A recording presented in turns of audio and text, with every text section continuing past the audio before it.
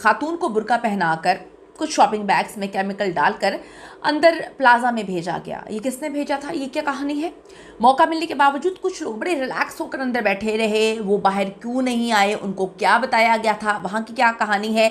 CCTV footages ने कुछ नया जो है पेंडोरा बॉक्स इस वक्त खोला है। थोड़ी देर में यहाँ लाइट, ये देखें पीछे दोनों बिल्डिंग की लाइट चली गई। ये आग लगने से पहले की बात है, 5 से 10 मिनट के लिए लाइट गई और फिर लाइट दोबारा आ गई। तो गुल प्लाजा में आग लगी नहीं, लगाई गई है, बल्कि यानी शाहिदीन जो लोग वहां पर मौजूद थे वो तो ये कहते हैं कि ऐसा लगता है कि बाकायदा भड़काई भी गई है। ये दावा वीडियो सबूतों के साथ जो है सामने आया है, वीडियो सबूतों के साथ चीज़ें लाई जा रही हैं, क्योंकि आप ये देखें कि ये बड़ा कंफ्यूज कर रहे हैं लोगों को। मुझे समझ नहीं आ रही कि आप लोगों के मैसेजेस आते हैं और वो बड़े वैलिड क्वेश्चंस हैं, बड़ा कंफ्यूज करें। पहले कहते हैं कि जी दरवाजे अंदर से बंद नहीं थे, सारे दरवाजे खुले हुए थे, तो फिर चले जो वहाँ पर लोग आते हैं शॉपिंग करने उनको दरवाज़ों का नहीं पता। जो अंदर दुकानदार बेचारे जलकर हालत जो है बड़ी गैर हो गई थी और बेचारे इस दुनिया से चले गए हैं जलकर, वो क्या नहीं जानते थे कि दरवाजे कहाँ पर हैं? वो भी दरवाज़ों तक नहीं पहुँच पाए, दरवाजे बंद थे। ये बात बार बताई जा रही है बात, लेकिन कुछ लोग तो अटल हैं कि दरवाजे तो सारे खुले हुए थे। फिर ये भी अटल है कि अंदर जो है आग लगी हुई थी और पहले भी आग लगती है बुझ जाती है।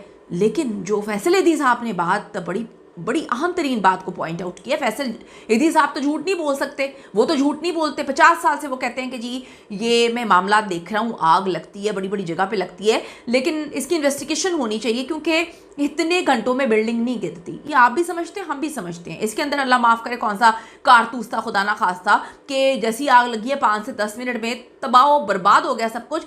और हम किस किस को या आप लोग किस किस को झूठा साबित करेंगे? क्योंकि जो रेस्क्यू एहलकार वहाँ पे पहुंचे हैं, एक रेस्क्यू एहलकार शहीद भी हो चुका है काम करते हुए, रेस्क्यू करते हुए, तो वो जो 5 से 10 मिनट के अंदर वो कहते हैं कि पूरी बिल्डिंग इतनी आग का ढेर बन गई। और फिर वो मासूम बच्चे, उन्होंने तो आके नहीं बताना कि जी आर्टिफिशियल फूलों की दुकान पर 2 बच्चे माचिस से खेल रहे हैं। माचिस से खेल रहे हैं तो भाई उन्होंने क्या एक एक दरवाजे पे जाके आग लगा दी थी? माचिस से खेल रहे हैं, क्या उन्होंने जो है वो बम रखे हुए थे? क्या जो है वो कोई ऐसी चीज़ लगी हुई थी कि उन्होंने माचिस जो है जलाई और उसके बाद पूरा का पूरा प्लाजा ऐसे खौफनाक कारतूसों से जो है वो भम भम होना शुरू हो गया? मजाक कर रहे हैं आप लोग, मतलब मजाक तो ना करें ना। कीमती जाने गई हैं, कीमती जाने गई हैं।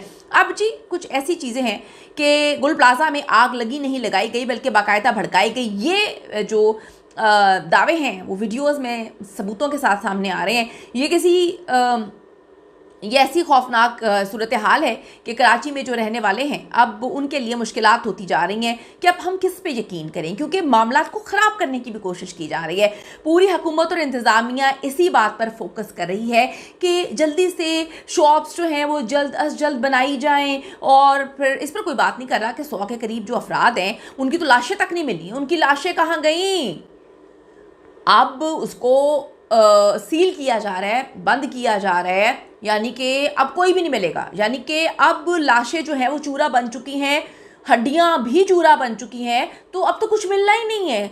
अब जो बेचारे 100 के करीब लोग हैं उनके घर वाले जाकर वहाँ पर आहो बका कर रहे हैं। कहा जाता है, यानी शायद कहते हैं कि जी हमारे साथ ताउन भी नहीं किया जा रहा, हमारे साथ बदतमीज़ी की जा रही है। कोई कहते हैं कि जी आगे आपकी माँ नाच रही है, ठीक है। ये तक बातें लोग रिकॉर्ड कर रहे हैं और बैठ के मुख्तलिफ जगहों पर प्लेटफॉर्म से बता रहे हैं कि हमारे साथ ये सलूक किया जा रहा है। तो 100 लोग जो अंदर जो है वो जिंदा जल गए हैं, उनकी लाशें कहाँ हैं, उस पर तो कोई बात नहीं।